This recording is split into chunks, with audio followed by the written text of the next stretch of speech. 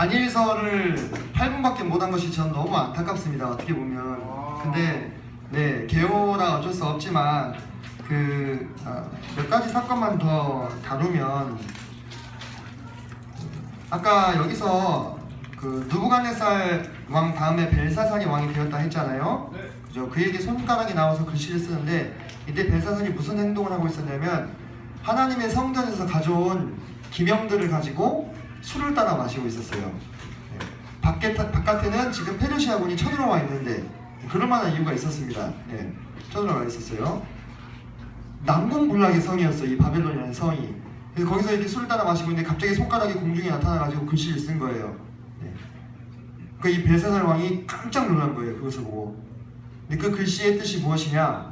내가 저울에 달아보았는데 부족함이 보였다, 이 뜻이거든요. 메네메네 대계를 오바르신. 근데 그 글씨를 알아보는 사람이 한 명도 없었는데 다니엘을 불러가지고 그 글씨를 해독한 겁니다. 그러면서 다니엘을 셋째 치리자로 삼는데, 이것이 뭐냐? 하나님의 영광을 위해서 바쳐진 기명을 함부로 우상들에게 축배를 할 때 우상들에게 복을 기원하면서 축배를 하거든요. 그리고 우상들에 섬기면 우상들에게 바치면서 이 축배를 드는데 거기에 사용한 거예요. 하나님의 영광을 위해서 만들어진 도구를 함부로 잘못 사용했을 때 그가 그날에 죽임을 당합니다. 그날 저녁에 고레스 특공대가 들어와가지고 이들을 죽여버립니다. 그리고 나라가 바뀌어요, 바사로. 자, 그리고 거기까지만 제가 딱 다루고 넘어가겠습니다. 회개할 때 다니엘이 이 이스라엘의 민족적인 죄를 회개하면서 이 이스라엘과 자신을 동일시해요. 계속 우리라는 대명사를 쓰거든요. 그러면서 우리가 하면서 그 지은 죄를 하나님 앞에서 자복하고 회개하고 우리를 돌이켜 주실 것을 기도합니다. 네.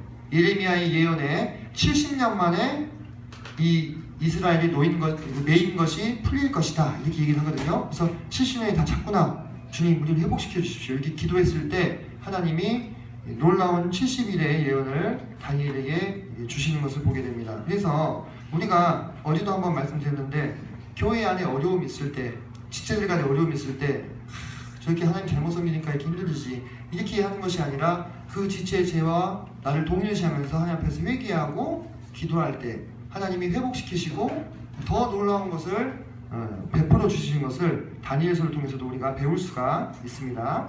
자, 그리고 에스겔서로 넘어가겠습니다. 자, 에스겔은 또 이렇게 크게 네 가지로 서머니를 할 수가 있습니다. 이 크게 네 가지로 서머니하는 것들은 적어두시고, 왜냐면 이게 이제 줄기니까요. 이렇게 기억을 떠올려 보시면 되겠습니다. 자, 에스겔은 첫째로 이스라엘의 죄와 심판에 대해서 무려 에스겔이 총 48장까지거든요. 무려 24장을 한 해에서 계속 남유다와 북이스라엘의 죄를 고발하고 심판하는 것에 대해서 계속 이야기를 합니다. 왜 너희들이 그렇게 포로로 잡혀갈 수밖에 없었는지. 이 에스겔은 그리고 이제 열방이 심판받는 것에 대해서 예언합니다. 열방이라면은 이 이스라엘 둘러싸고 있던 나라들, 그런 나라들이 너희들도 똑같이 심판받을 거야, 이 부분에 대해서 이야기를 하고, 제가 어제도 말씀드렸죠. 항상 열방의 회복에 대한 내용은 없지만 이스라엘의 회복에 대한 내용은 항상 나온다는 거. 이 에스겔도 선지서잖아요. 선지서의 기본적인 구조가 뭐라고 했어요? 죄의 고발, 그죠? 심판의 예고, 그 다음에 회개의 촉구, 회복의 약속. 이것이 모든 선지서의 기본적인 구조입니다. 그래서 에스겔도 그것을 충실하게 따르고 있죠. 그래서 이스라엘의 죄를 고발하고 심판을 예고하고, 이미 심판이 이루어졌죠, 그죠? 포로가 되어 있기 때문에. 하지만 그 가운데 이스라엘 나라가 회복될 것을 말씀하시면서 영광스러운 하나님의 나라가 도래하는 것에 대해서 자세하게 쓰고 있는데, 이때 에스겔이 새롭게 지어질 제3성전의 설계도를 여기에다 씁니다. 설계도가 중요하죠. 설계도를 여기다 써놔요. 그리고 그대로 이루어질 것으로 지금 보여집니다. 여러분들 뭐 관심이 좀 있으신 분들은 제3성전이 지금 지어질 준비가 되고 있는 거 좀 아시죠? 그죠? 예루살렘 지금 꼭대기에 뭐 있어요? 황금 동사원이 있어요. 이슬람 사람들이 섬기는. 그 황금 동사원을 가보면요, 이스라엘 사람들은 거기 출입 금지입니다. 예. 그래서 이스라엘 군인들이 총 차고 딱 실탄 낀 탄창 딱 끼우고 지키고 있어요. 언제라도 그 충돌이 일어날지 모르기 때문에 이스라엘 사람들이 그거 볼 때마다 부하가 나는 거예요. 예. 저희 성전이 있어야 될 자리인데 지금 이슬람 사원이 있으니까 그래서 회복될 겁니다. 예. 그런 것에 대해서 하나님께서 에스겔서에서 우리에게 밝히 보여주고 계십니다. 자, 이 에스겔은 누구냐? 에스겔은 이스라엘이 총 3번 포로로 잡혀가거든요. 그 중에서 두 번째 포로기 BC 한 597년 이 정도에 잡혀갑니다. 아직 남유다는 망하지는 않았는데 이제 숨이 거의 홀딱홀딱 넘어가는 그 시점이에요. 네. 이때 에스겔이 2차 포로기 때 같이 잡혀가는데 그 뒤에 이제 에스겔에게 이 환상이 임하고 예언이 임하는데요. 제가 아까 말씀드렸죠. 에스겔의 절반을 할애해가지고 이스라엘의 죄와 심판에 대해서 이야기했다고. 제일 이 결정적인 장면이 어디냐면 에스겔에서 10장입니다. 10장을 한번 가보시겠습니다. 우리 구약성경 1161페이지입니다.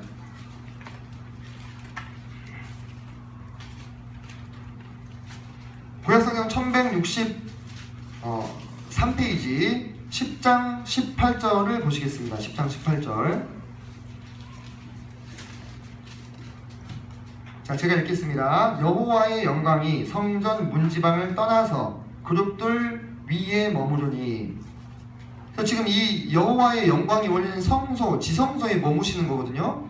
근데 지성소를 떠나서 지금 문지방을 나서가지고 그룹들, 이 그룹이 뭐냐면 케루빔입니다. 케루빔. 케루빔 천사의 종류예요. 네. 이 에스겔에는 아주 신비한 환상들이 많이 나와 있습니다. 네. 그래서 우리가 육체를 입고 있기 때문에 보지 못하는 하나님의 모습들이 많이 게시가 되어 있어요. 근데 그 하나님을 앞뒤로 호위하는 천사가 그룹이라고 여기는 음역이 된 케루빔과 스랍이라고 음역이 된 세라핌이 있습니다. 네. 그 천사들이 하나님을 앞뒤로 호위하는데 그 그룹들 사이로 올라가 버리셨어요. 성전을 떠나가지고. 자, 우리 처음에 솔로몬이 성전 건축 완료하고 거기에 하나님의 영광이 머무실 때 엄청난 영광이 거기 임했잖아요. 그죠? 그 하나님의 영광이 이제 어떻게 된 거예요? 성전을 떠나신 거예요. 무엇 때문에?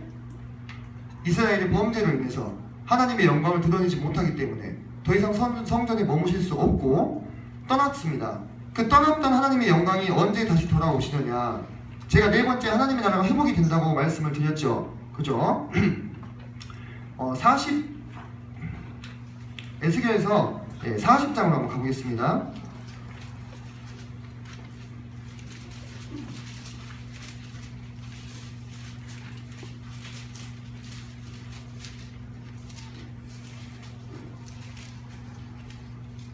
죄송합니다. 43장입니다. 43장 5절.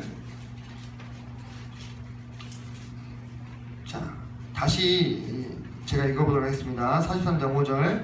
영이 나를 들어 데리고 안뜰에 들어가시기로 내가 보니 여호와의 영광이 성전에 가득하더라. 자, 10장에서 떠났던 하나님의 영광이 어떻게 되어 있어요? 지금 다시 성전에 가득하게 회복이 되어 있는 모습을 볼 수 있습니까? 네, 그죠? 이것이 무엇이냐? 하나님께서 이제 이스라엘 백성들이 범죄함으로 그들의 성전에서 떠나셔서 이 하나님의 임재가 떠났다가 이제 다시 이스라엘 나라를 회복시키시면서 하나님의 영광이 다시 성전 가운데 임하시고 그 성전이 중심이 되어가지고 온 세상을 통치하시는 하나님의 나라를 회복하겠다. 이 예언을 이 에스겔서를 통해서 우리에게 지금 주고 계시는 거예요.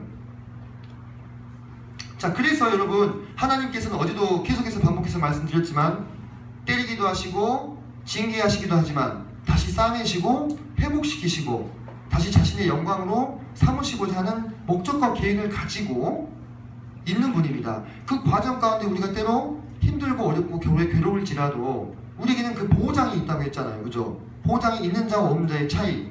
우리는 보장이 있는 사람들이에요. 그죠?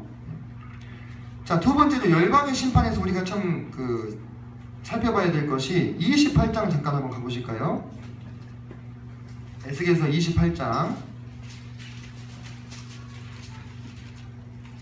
이 열방의 심판은 제가 아까 말씀드린 것처럼 암몬, 모압, 에돔 이렇게 이렇게 이스라엘을 둘러싸고 있던 이 나라들도 다 망할 것이다, 이 예언이었어요. 근데 그 중에 참 특이한 예언이 28장에 12절 보시면, 자 12절부터 19절까지의 말씀이, 12절이 인자야 두로 왕을 위하여 하면서 두로 왕에 대해서 지금 멸망을 예고하고 있는데, 13절에 보면은 희한한 표현이 나옵니다. 내가 옛적에 하나님의 동산 에덴에 있어서, 이렇게 나옵니다. 두로 왕이 언제 에덴에 있었나요? 두로 우리 처음에 그려본 거 기억나시죠? 지도 그릴 때 아셀지파에게 분배가 됐던 땅이었잖아요. 해변가에 붙어있는. 그 두로 왕이 희한하게 지금 하나님의 동산 에덴에 있다, 이렇게 나오는 거예요. 그래서 이 두로 왕은 진짜 인간 두로 왕을 말하는 것이 아니라 하나님을 반역했던 사단을 지금 사단을 의미하고 있다라고 많이 분석을 합니다. 예. 사단을 지금 비유적으로 지금 두로 왕에 빗대고 있는 거예요. 예. 그래서 거기 보면은 하나님께서 이제 이 사단이 처음에 얼마나 영광스럽고 아름답게 창조가 되었는지를 쭉 이야기를 하는데, 그런데 너의 불의가 드러났으므로 내가 너를 반드시 징계하겠다, 이렇게 얘기합니다.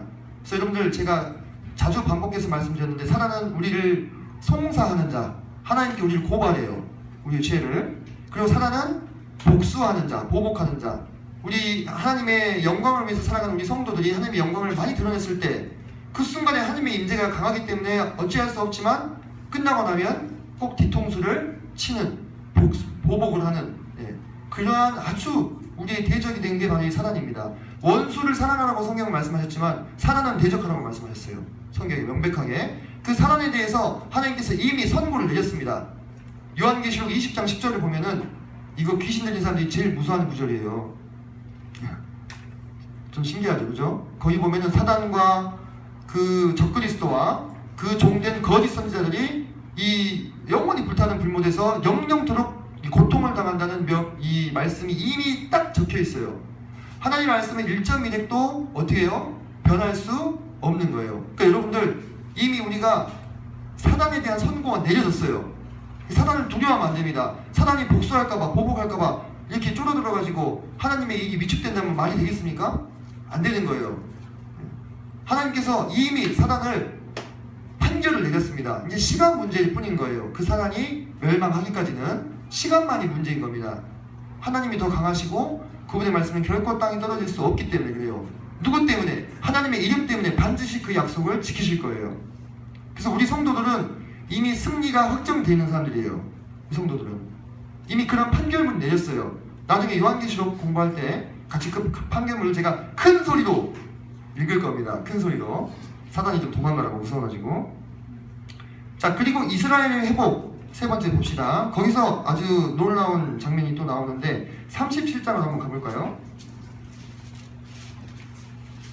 잘 아시는 그 환상이에요. 37장 보면은 마른 뼈들이 살아나는 환상이 있습니다. 이 에스겔을 데리고 여호와께서 하나님의 영으로 에스겔을 어떤 골짜기로 데리고 왔는데 거기에 마른 뼈가 무수히 많이 가득 깔려 있는 거예요. 근데 그 뼈들이 에스겔이 보는 앞에서 척척척척척 붙어가지고 힘줄이 생기고 핏줄이 생기고 살이 덮이고 거죽이 생겨가지고 거대한 군대로 딱 서는 모습을 보게 된 거예요. 그러면서 그 안에 하나님께서 생기야 불어라 그래가지고 그 안에 생기가 들어가서 거대한 군대가 되는 모습을, 그런 환상을 에스겔이 봅니다. 이스라엘이 지금 어떤 형편이에요? 지금 포로로 잡혀가가지고 뿔뿔이 흩어지고 모욕과 수치를 당하고 있는 상황입니다. 완전히 다 뼈만 남은 뼈 무더기에 불과한 그 이스라엘이 다시 회복이 되는 이 환상을 보게 된 거예요. 이 환상대로 1차적으로 이스라엘이 한번 회복이 되지요. 이 흩어졌던 이 포로들이 1차, 2차, 3차에 걸쳐서 돌아오잖아요. 그죠? 그리고 나서 또다시 흩어집니다. 근데 여러분들 우리가 알고 있다시피 이스라엘이 독립을 하죠. 그죠? 1948년도에 거의 2000년의 세월 동안에 나라를 잃어버렸던 이 민족이 다시 살아나는 거예요. 마치 마른 뼈, 생명력을 완전히 잃어버린 것 같은 그 민족이 다시 살아나는 것처럼. 그래서 이스라엘이 다시 독립할 때 온 세계가 놀랐습니다. 온 세계가 놀랐고 성경학자들은 거의 까무칠 뻔했어요. 이 에스겔의 이 예언이 내 생애에 막 응답이 되니까 그걸 막 눈으로 보니까 너무너무 놀라운 거죠. 그래서 하나님의 말씀이 실제 현실에서 이 예언이 그냥 이 허황된 이야기를 써놓은 것이 아니고 실제로 이루어지고 응하고 있는 것들을 우리가 봅니다. 오늘날 이스라엘 못 건드립니다. 함부로. 그 아랍 주변에 있는 아랍 사람들이 엄청나게 숫자가 많죠. 2억이 넘어요. 그 사람들이 근데 못 해봐요. 이스라엘 다 합해봐야 800만 정도 되는데 못 쳐들어갑니다. 하나님이 지키시는 거예요. 자, 여기까지 해서 제가 에스겔을 마무리를 하겠습니다. 자, 좀 정리 한번 해봅시다. 이스라엘의 죄와 심판에서 성전을 떠나시는 하나님의 영광을 우리가 봤었죠.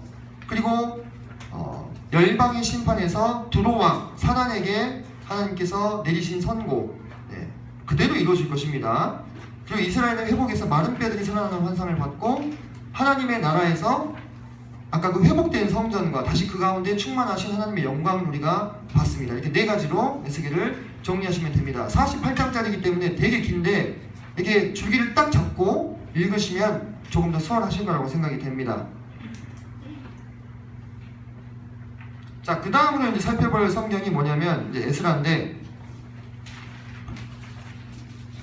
자, 우리가 지금 어디쯤 와 있는가를 좀 중간 점검을 좀 하고 갈 필요가 있어요. 자, 창종 뭐요?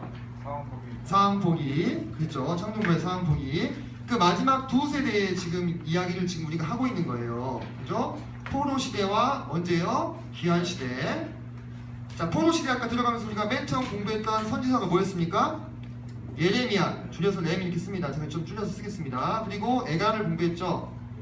원래 이 예레미야는 왕정 시대 끝자락부터 활동했는데 포로 시대에 그냥 넣었습니다. 자, 그리고 에가에서 그 나라를 잃었을 때 슬픔을 우리가 봤습니다. 그리고 다니엘, 줄여서 다니겠습니다. 1차 포로로 잡혀갔었죠. 그죠? 그리고 누구예요? 에스겔 2차 포로로 잡혀갑니다. 네. 자, 그리고 나서 지금 우리가 거의 이제 끝자락에 다 왔어요. 오늘 우리가 구약 마무리합니다. 3일 만에. 자, 여기서 이제 우리가 그 다음 그 뼈대 생각나세요? 뼈대? 네. 무슨 성경이 나와요? 네, 에스라가 나옵니다. 에스라는 1장부터 6장까지 하고 7장부터 10장까지를 구분할 수 있는데 이때 이제 포로들이 귀환하기 시작합니다. 근데 왜 포로기에 넣었냐면 이 6장에서 다시 성전을 짓습니다. 성전을 지었을 때 비로소 이 포로 시대가 끝이 났다고 보는 거예요. 그래서 여기 포로 시대에 넣었습니다. 자, 그리고 이 성전을 재건할 때 성전을 재건하십시오 라고 예언했던 두 선지자가 누구냐면 학개와 스가랴. 스가랴 학승말 마지막 최후의 3인이 여기서 이제 나오는 거예요. 그 다음에 중간에 무슨 이야기가 있냐면 제가 여기 이렇게 나눴죠, 그죠? 이 사이에 무슨 이야기가 들어가냐면 에스더 이야기가 들어가는 거예요. 이 1장부터 6장과 7장 사이에 뭐가 들어간다고요? 네, 에스더 이야기가 들어가요. 네. 자, 그리고 나서 귀환 시대에 느헤미야, 마지막 3차 귀환을 이끌었던 느헤미야와 마지막 남은 누구요? 말라기 선지자가 나오는 것입니다. 자, 이렇게 좀 흐름을 잡고 들으시면 되겠습니다. 그래서 우리가 지금 어디까지 왔죠? 예, 여기까지 왔어요. 여기까지. 자, 짜요.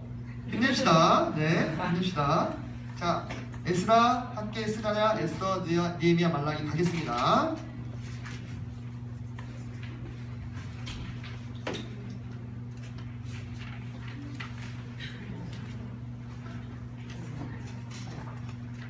자, 에스라서는 일단 성경은 에스라를 딱 펴놓으세요. 에스라, 느헤미야, 에스더에서 성경 에스라 딱 펴놓으시고 교재는 106쪽을 펴시고 네, 딱 들으시면 되겠습니다. 자, 에스라서 1장 1절을 보면은 바사왕 고레스 원년에 이렇게 나오죠. 그죠? 바사왕 고레스 원년에 이렇게 나오면서 에스라가 이 이야기를 시작한 시점이 나오는데 이 고레스 원년이 뭐냐면 제가 아까 벨사살 얘기했던 거 기억나십니까? 벨사살이 죽는 날이 이 바벨론이 망하는 날이었어요. 벨사살이 죽고 그날부로 페르시아 바사가 시작이 되는데 그 바사의 왕이 바로 이 고레스라고 하는 왕입니다. 네. 세계사에는 키로스 2세라고 나옵니다. 네. 이 고레스 원년에 이 키로스 2세가 이제 명을 내려가지고 바벨론 시대에 잡혀왔던 유다인들 집으로 돌아가도 좋아요 이렇게 얘기를 한 거예요. 그래서 그때 1차로 이 포로가 귀환합니다. 자, 포로는 총 3번에 걸쳐서 잡혀갑니다. 네, 뭐 연대까지는 기억하지 않으셔도 됩니다. 근데 숫자 정도는 기억합시다. 바벨론이 3번 잡아가요. 그리고 페르시아가 3번 풀어줍니다. 이렇게 기억하세요. 바벨론이 3번 잡아가고 페르시아가 3번 풀어줍니다. 그 첫 번째 풀어준 사람이 누구예요? 바로 이 고레스입니다. 이 고레스라는 이름은 이사야 선지자에도 나옵니다. 기가 막히죠. 이사야가 고레스보다 한참 전 사람이에요. 예언으로 이 사람의 이름을 이미 써놨어요. 자, 그런데 이제 BC 538년 이때 이제 고레스 왕의 원년에 첫 번째 포로들을 보내는데 이제 그들이 스룹바벨과 예수아라고 하는 사람이 있어요. 스룹바벨과 예수아, 이 두 사람이 이제 첫 번째 포로 귀환을 이끕니다. 이들이 하나가 되어가지고 예루살렘으로 돌아옵니다. 근데 예루살렘에 있는 성전 지금 어떻게 됐어요? 이미 다 무너져 버렸죠. 그죠? 그래서 이들에게 주어진 첫 번째 과제가 뭐냐? 첫 번째 과제가 성전을 재건하는 일이었습니다. 그래서 고레스 때에 이들이 성전의 기초를 놓습니다. 성전의 기초를 놓는데 이 성전이 만들어지는 것을 주변에 있는 나라들이 기뻐할까요? 기뻐하지 않을까요? 당연히 기뻐하지 않죠. 네. 예루살렘에 다시 하나님을 섬기는 이 성전이 재건된다고? 말도 안 돼. 이러면서 그 주변에 있는 이 사마리아 출신 사람들이 처음에는 성전을 도와주겠다 이렇게 얘기했다가 거절을 당합니다. 왜? 사마리아 사람들은 외국인과 피가 섞였으니까 너희는 더 이상 이스라엘 사람들이 아니다 이렇게 생각했어요. 유다 사람들이. 그러니까 화가 나가지고 왕한테 고발해서 이 공사를 멈추게 합니다. 무려 18년 동안 공사가 멈추고 맙니다. 네. 그러면서 이 스룹바벨과 예수아가 더 이상 공사를 진행할 수 없는 거예요. 그들이 고발을 당했기 때문에. 우리가 여기서 한번 생각해 볼 필요가 있어요. 항상 우리가 하나님께서 우리에게 주신 일을 하고자 할 때 그 수은적하게 잘 이루어지지요. 그런 경우가 있습니까? 아니 왜 하나님 일인데 미끄러지듯이 이렇게 확 진행이 돼야죠. 근데 안 그래요. 보면은 뭐 세상 일도 마찬가지겠지만 더 특히 하나님의 일은 하나님의 영광을 드러내고 하나님의 살아계심을 이 땅 가운데 나타내는 것이기 때문에 사단마귀가 극히 싫어합니다.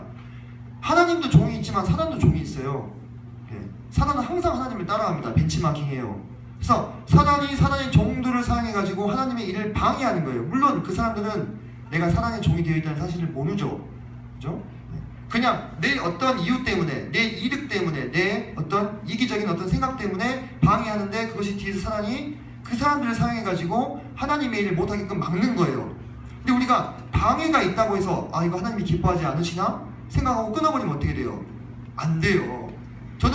저는 청년 때 많이 그렇게 생각했어요. 내가 무슨 일을 선한 일을 하려고 하는데 방해가 있어. 막히거든요? 그러면 이거 하나님이 혹시 기뻐하지 않은 일이어서 지금 못하게 막으시는가 보다 이렇게 생각을 많이 했어요. 물론 그런 경우도 없는 것은 아닙니다. 하지만 정말 하나님 앞에서 정직한 양심으로 살펴봤을 때 이 일이 하나님이 기뻐하시는 일이다 하면 반대가 왔을 때 이렇게 생각하셔야 돼요. 올 것이 왔구만. 네, 올 것이 왔구만. 사단이 기뻐하지 않으니까 나를 지금 방해하고 있구나. 그러니까 미리 예측을 하셔야 돼요. 내가 하나님 위해서 무슨 일을 하고 싶다면, 하나님께 영광을 돌리는 일을 하고 싶다면 미리 예측을 하셔야 돼요. 그런 반대가 있을 거라고 무조건. 지금 여기 보십시오. 스룹바벨과 예수아가 하고자 하는 이 성전 건축은 얼마나 귀한 일입니까? 얼마나 순적하게 돼야 되는 일이에요? 고레스가 딱 명령도 내려주고 순적하게 예루살렘까지 왔죠. 근데 거기서 대적들이 막혀서 딱 18년 동안 기초만 놔놓고 진행을 못합니다. 그때 누가 일어나는 거예요? 학계 선지자가 일어나가지고 이들을 일깨우는 겁니다. 학계 선지서가 같이 하는 겁니다. 지금 학계 선지서를 보면은 학계가 뭐라고 하냐면 여호와의 전이 황무하였거늘 너희가 판벽한 집에 거하는 것이 가하냐 이렇게 얘기합니다. 덧플러스 얘기하면 하나님의 성전은 건축되지 못하고 기초만 놓여두고 18년 동안 풀이 무성한데 니들 집은 지금 판벽한 집에, 이건 뭐냐면 꾸민 집, 판벽이 꾸민 집, 데코타일로 이렇게 다 감싸가지고 예쁘게, 장식한 집에서 사는 것이 지금 가하냐, 이렇게 그들에게 도전하고 있는 것입니다. 제가 얘기했죠. 하나님 백성이 목적을 잃어버리면 어떻게 돼요? 세상 백성과 똑같이 사는 거예요. 이 귀한한 사람들은 보통 사람들 아니에요. 이미 바벨론에서 자리가 잡혔죠. 한 70년 살았는데, 거기서 거의 오랜 세월 살았는데, 근데 그거 다 내려놓고 하나님의 70년이 아니죠. 제가 그건 좀 실수했습니다. 한 50년 이 정도 살면서 다 내려놓고 이제 여기로 온 거예요. 왜? 하나님의 이 나라가 있는 예루살렘을 회복하고자 하는 열망으로. 그런데 거기서 막 오긴 왔는데, 그리고 귀천은 왔는데 더 이상 진행이 안 되니까 이제 어디를 꾸미기 시작한 거예요? 내 집부터. 이제 여기 와가지고 새로 터전 잡아야 되잖아요. 새로운 곳에서. 목적을 잃어버리고 세상 사람들과 똑같이, 세상 백성들과 똑같은 목적으로 살아가는 거예요. 그때 학계 선지자가 나타나가지고 4번에 걸쳐서 이들을 일깨우면서 하나님이 지으려고 하신 이 성전을 다시 지어라, 이렇게 강하게 이들을 격려합니다. 이때 스가랴 선지자도 함께 일어나서 이 일을 합니다. 아마 이제 추측하기는 학계 선지자는 상당히 이제 나이가 많이 든 그런 선지자였고, 스가랴는 상대적으로 젊은 사람으로 생각이 됩니다. 왜? 그 이후로도 꽤 오랫동안 사역을 하거든요. 자, 그래서 이들이 다시 힘을 내가지고 BC 520년 18년 만에 공사를 재개해서 4년 만에 완공을 합니다. 516년에. 그리고는 이 성전을 하나님께 봉헌하는 거예요. 자, 그러면 586년에 사로잡혀가지고 그때 성전이 다 무너졌죠. 그죠? 516년에 재건했어요. 몇 년 만에 재건했습니까? 70년 만에. 예레미야가 예언한 그대로 그때에 맞춰서 성전을 재건하게 되는 것입니다. 그래서 이때서야 이제 비로소 이제 백성들이 어떤 영적인 고심점을 가지고 다시 예루살렘에 모여서 하나님을 섬길 수 있는 토대가 다시금 마련이 되는 이야기가 에스라서 1장부터 6장까지 펼쳐지고 있습니다. 그리고 6장부터 7장 사이에는 한 시간의 간격이 한 80년 됩니다. 제가 지금 거기 58년이라고 써놨는데 80년을 고쳐주세요. 제가 위에는 58년이라고 써놓고 밑에는 80이라고 써놨는데 80이 맞습니다. 80년. 그러니까 6장과 7장 사이 그렇게 많은 시간의 간격이 있는데, 에스라서는 그거에 대해서는 에스라는 하나도 쓰질 않았어요. 왜냐면 에스라는 왜 그래요? 이걸 쓰는 게 목적이 뭐예요? 하나님 백성이 하나님의 목적을 회복하는 것이 이 에스라서의 기록 목적이에요. 내가 누구냐, 나는 여기 왜 있느냐, 이걸 밝히기 위해서 쓴 거거든요. 그렇기 때문에 이 사이에 무슨 사건이 있냐면 에스더 사건이 있다고 했죠. 그죠? 그리고 페르시아에 막 격변들이 일어납니다. 큰 일들이 있어요. 그 일들은 다 무시하는 거예요. 왜? 에스라가 관심 있는 건 하나님 나라의 일이지 세상사가 아니라는 겁니다. 그래서 이렇게 지금 바로 뛰어넘었죠. 그리고 이제 7장을 가면은 이때부터 이제 7장에도 보면은 언제 이 이야기 시작했는지가 나옵니다. 아닥사스다가 왕위에 있을 때, 이렇게 그렇죠. 이렇게 나오죠 지금. 이 바사왕 아닥사스다는 페르시아 왕 아닥사스다. 영 발음이 그렇죠? 네, 아닥사스다. 네. 세계사에는 아르타크세르크세스 이렇게 나옵니다. 어렵습니다. 기억 안 하셔도 됩니다. 그냥 그런 게 있구나 들으시면 됩니다. 아르타크세르크세스라는 왕이 재위하고 있을 때의 이야기인데, 이때 페르시아에서 2차, 3차 포로 귀환이 일어납니다. 그래서 제가 바벨론은 3번 잡아갖고 페르시아는 3번 풀어줬다 했죠. 네, 바로 2차, 3차 포로 귀환을 이왕 때 하는 거예요. 그런데 6장과 7장 사이의 간격이 몇 년이라고요? 80년. 그러면 이 6장 때 돌아왔던 사람들이 대부분 어땠겠어요? 대부분 죽었겠죠. 그죠? 대부분 죽고 그 후손들이 이제 살고 있는 상황인 거예요. 그리고 지금 이 2차, 3차 귀환한 사람들은 이스라엘에서 태어나지도 않은 사람들이 대부분이겠죠. 그죠? 네, 페르시아에서 태어나서 거기서 자라고 성장한 사람들이에요. 거기서 또 터전 잡고 일자리도 잡고. 그런데 무엇을 사모해서? 그들의 고토, 그들의 조상의 땅, 하나님이 주신 땅, 그 땅을 사모해서 페르시아의 모든 삶의 터전을 버리고 그에 비하면 정말 깡촌 같은 예루살렘으로 돌아가기를 결정한 거예요. 그러니까 이분들도 믿음이 어때요? 보통은 아닌 겁니다. 그죠? 네, 보통은 아닌 거예요. 그런 것들을 우리가 배경을 좀 이해할 필요가 있습니다. 자, 그러면서 이제 두 번째 포로기한을 주도하는 사람이 에스라입니다. 이 에스라는 두 번째 포로기한을 아닥사스다 왕 7년에 하게 되는데, 이때 돌아와서 에스라가 간절히 구하는 것이 뭐냐? 성결한 삶입니다. 성결한 삶. 자, 와보니까 처음 기환에 있던 자들이 이미 이제 다 죽고 그 후손들이 있잖아요. 근데 누구랑 결혼을 했냐면 이방인들과 결혼해서 아기를 낳고 사는 거예요. 이방인들과. 아니, 기가 막힌 거예요. 왜냐면 그 죄 때문에 실은 유다가 망했는데 이방 여인과 솔로몬이 결혼해가지고 우상숭배에 빠졌잖아요. 그죠? 예. 그런데 다시 또 그 죄를 지고 있는 것을 보면서 에스라가 기가 막히게 하면서 눈물로 회개하고 그들에게 어떻게 요구하냐, 그들이 어떻게 하냐, 그들에게 어떻게 하기 전에 그들이 무엇을 행해야 될지 압니다. 우리가 이 아내와 아이들을 되돌려 보내겠습니다. 그들의 원래 집으로. 그렇게 합니다. 이런 모습은요, 참 인간적인 관점으로 봤을 때는 어때요? 너무 좀 잔인하다고 해야 될까요? 좀 그런 게 있잖아요. 무정하다 해야 될까요? 왜? 아니, 아내와 아이들을, 또 그때 당시에는 남편과 헤어진 아내는 정말 그 고아들, 비참한 삶을 살았거든요. 자기 처자식이 그런 처지에 놓일 수밖에 없는 상황으로 지금 이렇게 떠내보내는 거예요, 지금. 그러니까 우리 세상 나라의 관점으로 봤을 때는 정말 이것은 너무나 참 어렵다, 이 상황이. 그렇게 생각될 수 있는데, 하나님 나라의 관점으로 봤을 때 하나님께서 그 영광을 위해서 택하신 이스라엘 백성들에게 원하시는 게 뭐예요? 거룩, 성결한 삶. 내가 거룩하니 너희도 거룩하라 하셨잖아요. 그것을 요구하신 거예요. 원래 그들이 처음부터 하나님의 율법을 준수해서 이방 여인을 아내로 맞지 않았다면 겪지 않아도 될 아픔이에요. 어떻게 보면. 그죠? 그런데 그들이 하나님의 율법을 잊어버리고 세상 백성의 관점으로 행했을 때 이 나중에 수습하려고 하니까 더 아파요, 마음이. 하지만 하나님께서 그들이 그렇게 성결케 스스로를 하도록 요구하고 계시는 것을 나머지 이제 에스라서 7장부터 10장 사이에서 우리가 볼 수가 있습니다. 자, 스가랴서로 한번 가보겠습니다. 스가랴서 학계는 아까 했습니다.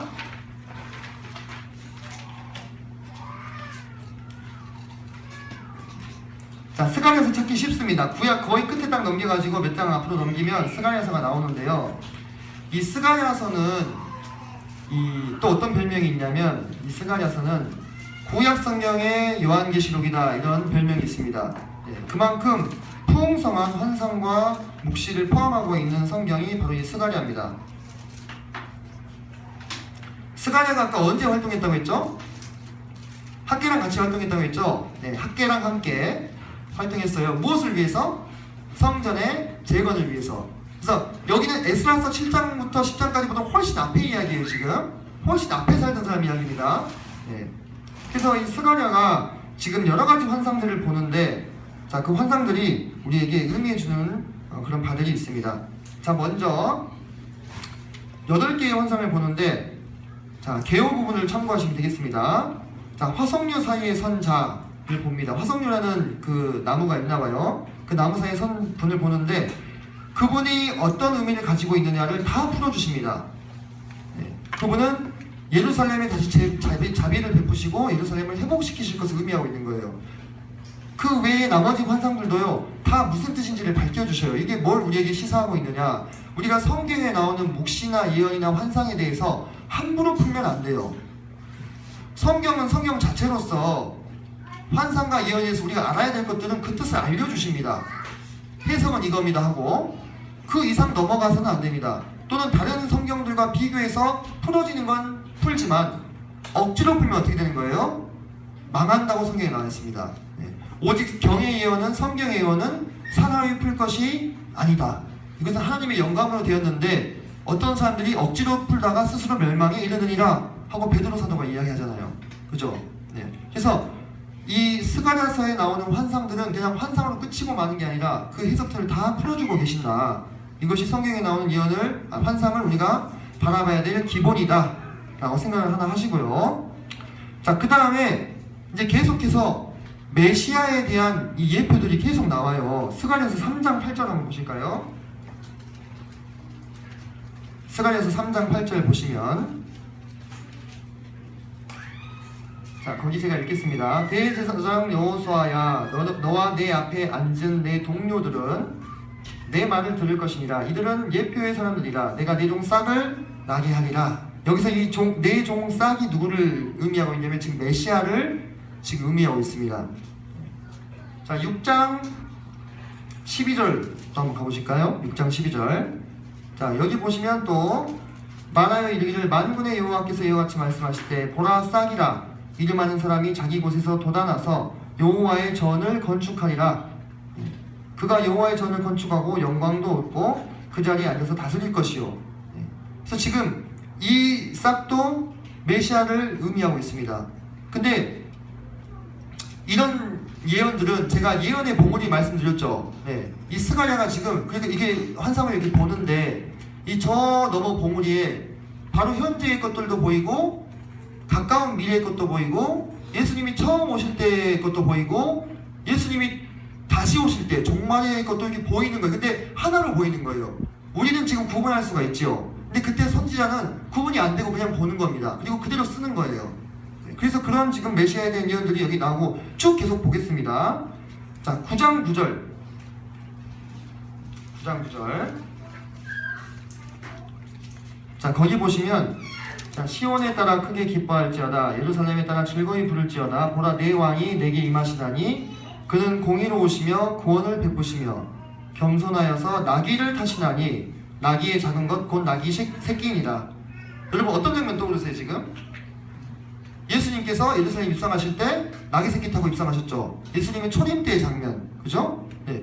이 초림 때의 장면이 여기서 지금 예언으로 나오고 있습니다. 또 11장 12절 11장 12절 보면 은 30개 나오죠. 그죠? 가룟 유다가 예수님을 얼마에 팔았어요? 은 30에 팔았고 13절 보면은 여호와께서 내게 이르시되 그들이 나를 헤아린 바 그 삭슬 토기장이에게 던지라. 이 가룟 유다가 나중에 양심의 가책을 받아서 그 은 30 받은 걸 어떻게 합니까? 다시 돌려줘요. 근데 그거 가지고 대제사장들이 뭘 삽니까?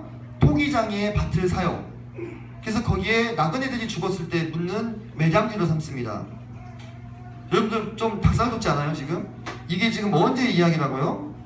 지금 이게 이 귀한 백성들이 BC 538년에 귀환해가지고 그때 활동했던 이 스가랴 선지자예요. 예수님은 언제 오셨어요? BC 1년 거의 한 500년 정도 차이를 두고 지금 이런 예언들이 주어지고 있는 겁니다. 정확하게 그것도. 자, 계속해서 14장으로 한번 가보시게요. 14장 14장을 보면은, 자, 14장에 4절 한번 볼까요? 4절. 자, 그날에 그의 발이 예루살렘 앞 곧 동쪽 감람산에 서실 것이요 감람산은 그 한가운데가 동서로 갈라져 매우 큰 골짜기가 되어서 산 절반은 북으로 절반은 남으로 옮기고. 지금 이게 무슨 예언이냐면 예수님께서 이 땅에 다시 오실 때 공중으로 들린 바대로 다시 내려오신다 했습니다. 다시 처음 오셨을 때 발을 어디에 내디디신다는 거예요? 네, 감람산에 서실 것이다 이렇게 예언하고 있어요.